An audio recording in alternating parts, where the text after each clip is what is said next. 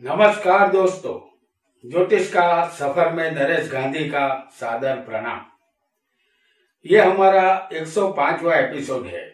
आज इस एपिसोड में हम एक व्यक्ति विशेष की कुंडली का अध्ययन करेंगे। यहाँ जो कुंडली हमने रखी है वह एक योग पुरुष की कुंडली है।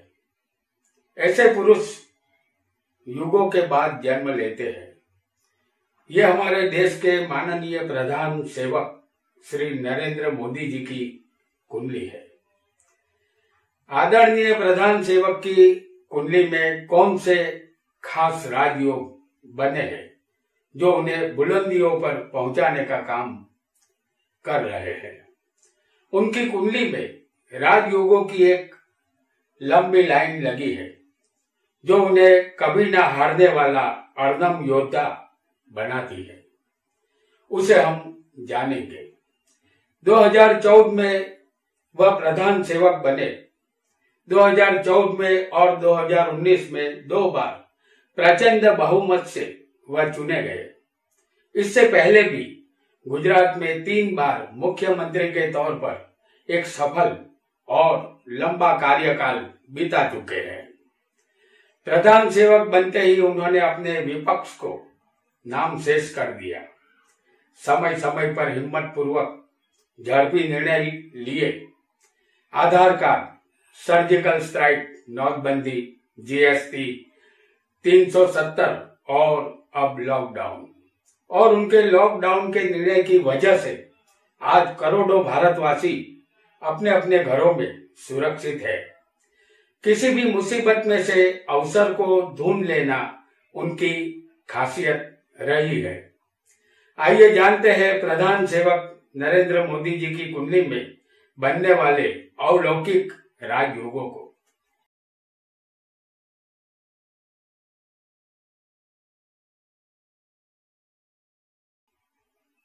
इस कुंडली में अनेकों राजयोग बने हैं।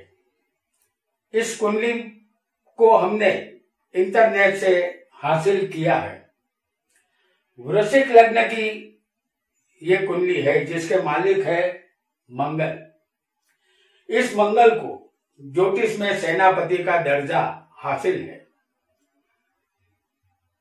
पहला राजयोग, केंद्र या त्रिकोण में चंद्र मंगल की युति हो तो महालक्ष्मी योग बनता है।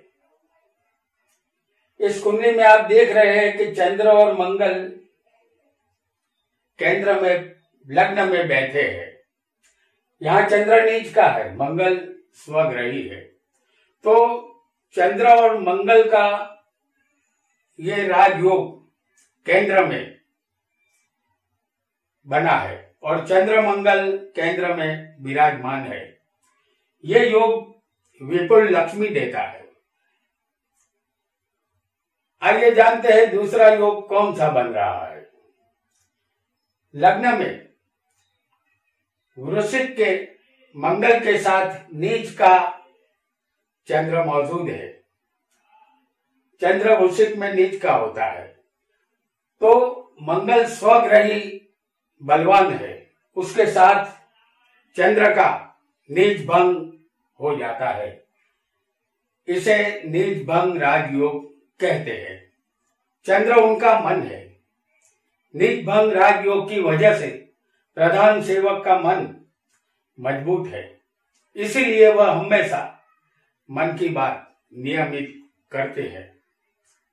आइए जानते हैं तीसरा राजयोग कौन सा बना है इस कुंडली में। केंद्र में बलवान मंगल पंच महापुरुष में से एक योग रोचक योग बनाता है। केंद्र में उच्च का या स्वग्रही मंगल हो तो रोचक योग बनता है।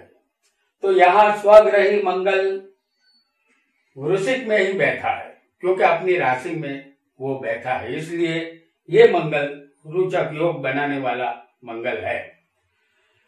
तो कुंडली में स्वग्रही मंगल रोचक योग बनाता है। जातक प्रचंड बाहुबली गजब का हिम्मत वाला होता है। ऐसे जातक अपने रास्ते में आने वाली तमाम मुसीबतों को उखाड़ के फेंक देता है और आगे निकल जाता है। आइए जानते हैं चौथा राजयोग प्रधान सेवक की कुंडली में कौन सा है। तो चौथा राजयोग कुंडली में भाग्येश चंद्र और लग्नेश मंगल का है। भाग्येश चंद्र और लग्नेश मंगल की युति लग्न में है। इसे केंद्र त्रिकोण का योग कहते हैं। दूसरे शब्दों में उसे पराशर राजयोग भी कहते हैं। ऐसा योग जातक को कामयाबी की ऊंचाई पर ले जाता है और धनवान बनाता है। आइए इस कुंडली में पांचवा योग भी जान लेते हैं। किसी भी कुंडली में 5 स्थान में सारे ग्रह मौजूद हो उसे पास योग कहते हैं। इस कुंडली में आप देख सकते हैं कि पंचम स्थान में राहु है, चौथे स्थान में गुरु, लग्न में चंद्र मंगल, 10वें स्थान में शुक्र शनि और 11वें स्थान में सूर्य केतु और बुध। यानी कि 1, 2, 3, 4 और 5 स्थान में सारे ग्रह आ चुके हैं। उसे पास योग कहते हैं। ऐसे योग वाला जातक अति धनवान बनता है। रुपयों की कभी कमी नहीं रहती। उनके भाई उत्तम चरित्र वाले होते हैं। अब जानते हैं छठा राजयोग। इस युग पुरुष की कुंडली में अम्ला कीर्ति योग भी बना है। लग्न से या चंद्र से 10वें शुभ ग्रह होगा तो उसे अम्ला कीर्ति योग कहते हैं। तो इस कुंडली में अम्ला कीर्ति योग भी देखा जा सकता है। अम्ला कीर्ति योग बना है, लग्न और चंद्र दोनों से बना है। तो लग्न और चंद्र से 10वें शुभ ग्रह यहां मौजूद है। ऐसे योग वाले जातक जिसकी कुंडली में अम्ला कीर्ति योग बना होता है वो पृथ्वीपति बनते हैं। ख्याति और कीर्ति दिन रात बढ़ती रहती है। धन के दरवाजे खुल जाते हैं। अब जानते हैं उनकी कुंडली में 7वां राजयोग। लग्न का मालिक जिस राशि में होगा उस राशि का मालिक केंद्र या त्रिकोण में होगा। केंद्र स्थान ये है, त्रिकोण ये है। तो लग्न का मालिक उस राशि में होना चाहिए जो केंद्र या त्रिकोण में बलवान हो। तो उसे कहते हैं पर्वत योग। जैसे लग्न का मालिक है मंगल जो केंद्र में मौजूद है, जो खुद की राशि में वृश्चिक में स्वग्रही केंद्र में बैठा है, तो इसे पर्वत योग कहते हैं। ऐसा जातक राजा बनता है, पर्वत की तरह मजबूत होता है। ऐसे लोगों का हर कार्य स्थिर होता है। वह अपनी बात पर अड़िखम और कायम रहते हैं। अब जानते हैं 8वां राजयोग। इस कुंडली में गर्भ केसरी योग भी बना है। कुंडली में चंद्र से गुरु केंद्र में है। इस वृश्चिक लग्न की कुंडली में चंद्र भाग्येश है और गुरु पंचमेश है। इस कुंडली में दोनों योग कारक बनते हैं, चंद्र और गुरु। चंद्र भाग्य का मालिक, गुरु पंचमेश है। दोनों त्रिकोणों के मालिक से चंद्र से गुरु केंद्र में है, तो इसे गर्भ केसरी योग कहते हैं। कुंडली में दोनों ग्रह योग कारक है और दोनों केंद्र में है।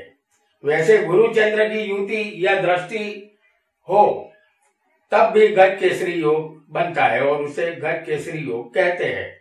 ऐसे योग वाला जातक बड़े काम को अंजाम देने वाला होता है, पवित्र विचारों वाला और अति धनवान बनता है। अब हम आपके लिए आखिरी योग बताते हैं।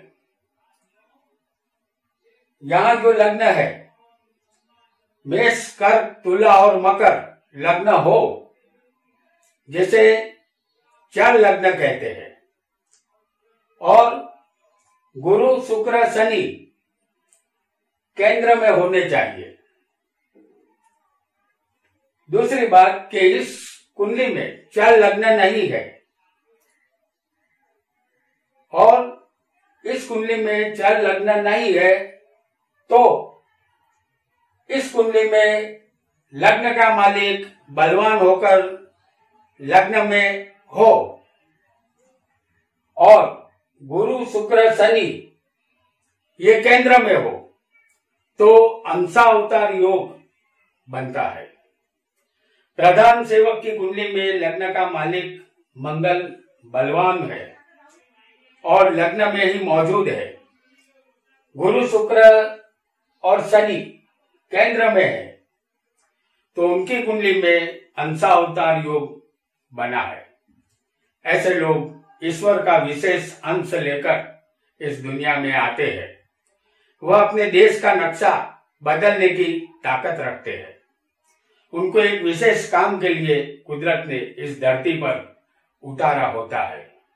उनके आने से देश में भारी परिवर्तन आता है। हालांकि ये परिवर्तन जनता की भलाई के लिए होता है। तो दोस्तों, आज हमने आदरणीय प्रधान सेवक श्री नरेंद्र मोदी जी की कुंडली में बनने वाले राजयोगों का अध्ययन किया। वैसे तो इस कुंडली में और भी राजयोग बने हैं, जैसे पारिजात योग, सूर्य बुधादित्य योग, काहल योग, शंख योग, ऐसे छोटे बड़े बहुत से योग बने हैं। सबका उल्लेख यहाँ करेंगे तो वीडियो लंबा हो जाने का डर है, इसलिए महत्वपूर्ण सारे राजयोग हमने बता दिए हैं। अगर आपकी कुंडली में भी इनमें से कोई राजयोग बन रहा है तो आप भी महान बन सकते हैं। आज के लिए इतना ही। आप और हमारे प्रधान सेवक खुश रहे, आबाद रहे। धन्यवाद।